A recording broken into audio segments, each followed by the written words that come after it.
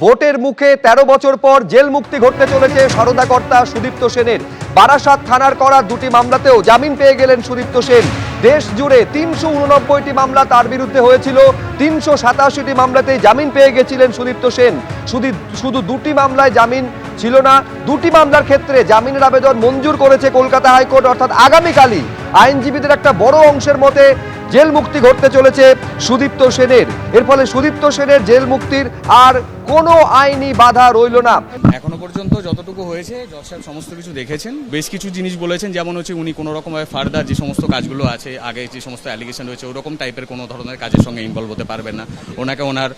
ওনাকে ওনার পাসপোর্টটাকে সারেন্ডার করতে হবে। এছাড়া বাদবাকি যেগুলো থাকে নর্মাল কন্ডিশন। এখনো পর্যন্ত হিসেবমতো দুটো মামলা বাকি ছিল। এই দুটো মামলাতে এখন আমাদের মহামান্য আদালত বেল দিয়েছেন। 389 মামলা ছিল, তার ভেতর থেকে সিবিআই বেশ কিছু মামলা ওখানে টেক ওভার করে সুব্রত চট্টরাজ জাজমেন্টের পরে, এবং বাদবাকি যে সমস্ত যেগুলো ছিল সেইগুলো হচ্ছে আপনার স্টেট ইনভেস্টিগেটিং এজেন্সির কাছে ছিল। তারা এখন ইনভেস্টিগেশন করছিল, সবগুলোতেই সাবসিকুয়েন্টলি বেল হয়েছে। এই দুটো মামলা বাকি ছিল, সেই মামলাতে আজকে এখন বর্তমানে বেল।